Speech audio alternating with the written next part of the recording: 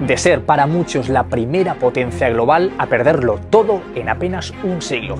Es lo que le ocurrió al Imperio Español, también conocido como Monarquía Hispánica, que llegó a controlar todos estos territorios a finales del siglo XVI y principios del XVII. Sin embargo, el siglo XIX confirmó el fin de uno de los mayores imperios de la historia. Desde una ambición desmedida a la aparición de otras potencias, son varias las causas que llevaron a su caída. En este vídeo te contamos cómo fue este imperio y por qué se produjo su colapso.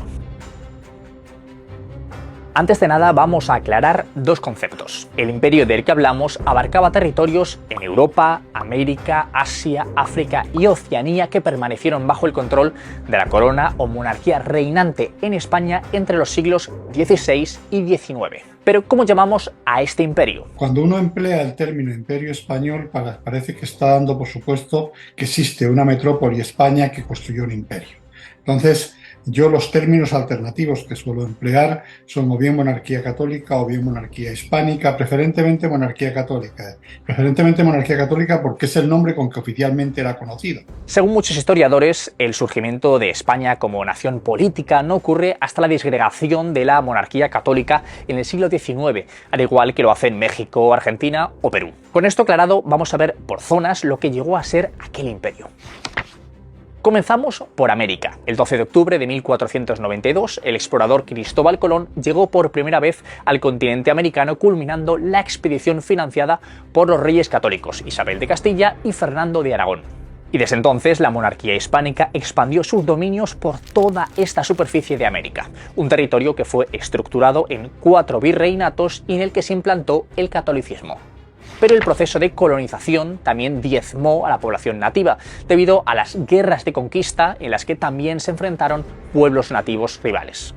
Aunque la de América no fue la única expansión. Tras la consecución de la primera vuelta al mundo en 1522, la corona hispánica puso también sus miras en el Pacífico. Así es como llegó a dominar lo que hoy es Filipinas y una gran multitud de islas en este océano, como los archipiélagos de las Islas Marianas o las Islas Carolinas. En África el imperio incluyó algunas ciudades en la costa norte, así como el Sáhara español y la Guinea española. Por último, también hay que echar un vistazo a Europa. Más allá de la consolidación de los territorios que hoy conocemos como España, la corona hispánica llegó a controlar todo esto. Y a todas estas conquistas hay que añadir que entre 1580 y 1640 Portugal y sus dominios coloniales en Brasil, África y Asia quedaron también bajo el control de los monarcas españoles. Es lo que se llamó la Unión Ibérica. El imperio dominado por la monarquía hispánica se convirtió para muchos en la primera potencia global durante los siglos XVI y XVII. Entonces, ¿cómo se produjo su colapso? Una de las causas fue que las riquezas generadas por el imperio, por ejemplo con la extracción de metales en América, no se destinaron en desarrollar, digamos, una industria moderna, sino sobre todo en la gran cantidad de guerras que mantenía. Es una monarquía que tiene guerras contra los turcos, tiene guerras en Alemania, tiene guerras contra los protestantes, tiene guerras contra Francia, tiene guerras contra Inglaterra. Entonces llega un momento en que la crisis es inevitable por falta de recursos. La causa es la propia ambición de la monarquía. Además, Inglaterra y Holanda se convirtieron en una fuerte competencia comercial, lo que disminuyó los ingresos que la corona obtenía de América. Y poco a poco fue perdiendo influencia y territorios en Europa. Con el Tratado de Utrecht, entre 1713 y 1715, la monarquía católica perdió sus posesiones en Europa Central, Italia y la zona de los Países Bajos que aún controlaba. Y como detalle, fue entonces cuando Gibraltar pasó a manos de Gran Bretaña. Este último país se convirtió en la nueva potencia marítima y Francia, que incorporó varios de los territorios que pertenecían a la monarquía hispánica, se consolidó como la gran potencia europea.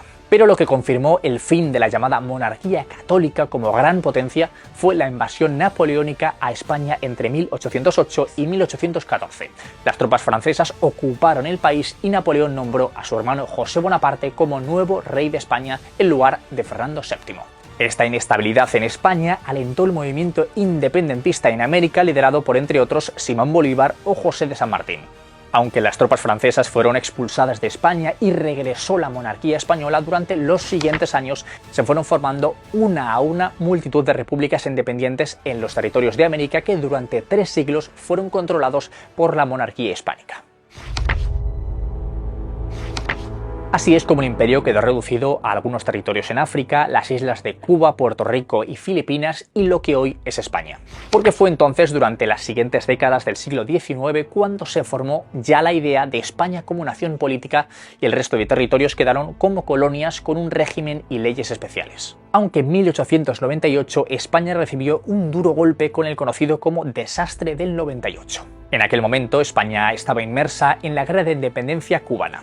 Fue entonces cuando Estados Unidos, apoyándose en su política exterior de América para los americanos, declaró la guerra a España y esta última salió duramente derrotada. Así es como España perdió sus últimas colonias de ultramar. Cuba quedó bajo tutela de Estados Unidos, mientras que Puerto Rico y Filipinas pasaron a ser dependencias territoriales de Estados Unidos, que se confirmó ya como una potencia mundial. Para Estados Unidos, además, Cuba era la puerta de entrada a América Latina en un momento en el cual Estados Unidos empieza a aparecer en el mundo como potencia hegemónica. Si las independencias americanas pusieron fin al imperio de la monarquía hispánica, el desastre del 98 significó el fin, ahora sí, del imperio español. Y las consecuencias de aquellos, según los expertos, no fueron tanto a nivel económico, sino más bien a nivel espiritual o intelectual. Dejó entre la sociedad española un sentimiento de fracaso por la pérdida de las colonias y facilitó el impulso de los nacionalismos vasco y catalán como movimientos políticos. Ya durante el siglo XX, España también perdió sus principales territorios en África continental, salvo las ciudades autónomas de Ceuta y de Melilla. Y así definitivamente se puso fin al primer imperio global cuya ambición desmedida acabó convirtiéndose en la principal causa de su colapso.